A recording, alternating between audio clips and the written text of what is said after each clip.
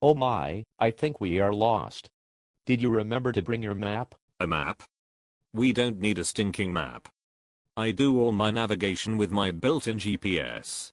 Great, well then let's use it and get out of this silly place. Oh, sorry chap. I forgot. I broke it the other day. I see. Well, perhaps there are more things broken with you too.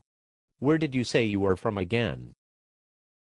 Ah, Brooklyn. Oh dear, I should have known. Since we have the time, would you like to talk about Darwinian evolution? Ah yes, I happen to be an expert on that subject. Fire away laddie. Good. You see, I was wondering how Darwinian evolution can account for the origin of life. Could you please explain it? According to evolutionist Dr. Paul Davies, the origin of life is one of the great outstanding mysteries of science. Nobody knows how a mixture of non-living chemicals can transform itself into a living cell. Ah yes, the origin of life, that is easy to explain. You see, Darwinian evolution doesn't really explain it. What do you mean Darwinian evolution doesn't really explain it? Everything has to start from something, right? I thought you told me earlier that evolution has the best explanations for life. Why are you changing your tune now? Oh, elementary my dear boy. You see, Darwinian evolution suggests that all life could be related to a common ancestor, then makes hypotheses then tests these hypotheses. This is scientific.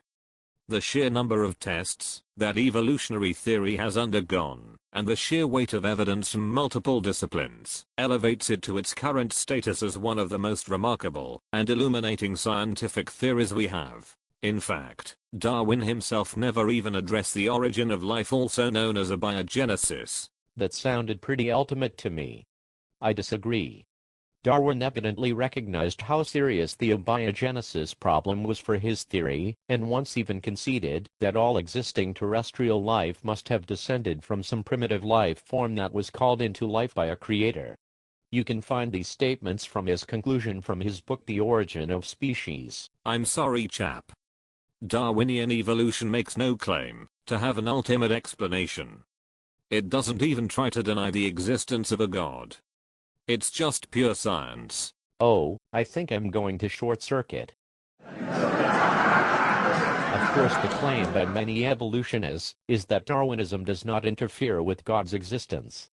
Probably a more accurate way naturalists say it is that, if God does exist, existing is probably the only thing God has ever done. God is permanently unemployed and has never found useful employment in the entire history of life because impersonal material forces were capable of doing the whole job by itself and did do it. So essentially, if one was to believe that God does exist, that existence would fade away into unreality. It's essentially the premise that naturalism is all that there is. Any other belief is automatically ruled out. It is based on the premise on metaphysical naturalism. One assumes that in the beginning was nothing but matter and mindless motion.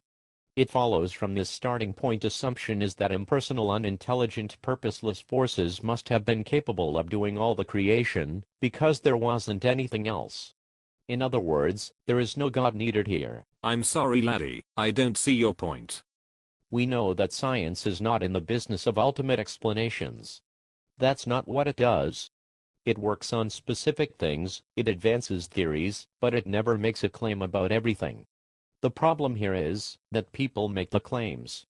People that are committed to Darwin's theory in advance lose sight of the difference between the theory and the facts, and hence they present it as unquestionably true science. What I'm trying to say here is that when we talk about origins, this is not science versus religion, this is a battle between two different fundamental philosophies. Two different worldviews that will eventually collide. One view stating that God exists, the other not. Perhaps lad. If a position takes a positive philosophical stance on a matter such as God's existence or non-existence, then surely it can be guaranteed someone is mixing their science with their philosophical opinions. Very well then. Perhaps you might have a point there. Okay, fine. Shall we try to get out of here now? I can't. I don't have any legs. Plus I think my memory is failing. Failing. Failing. Failing. Failing. Oh, boy. I think this is going to be a long day.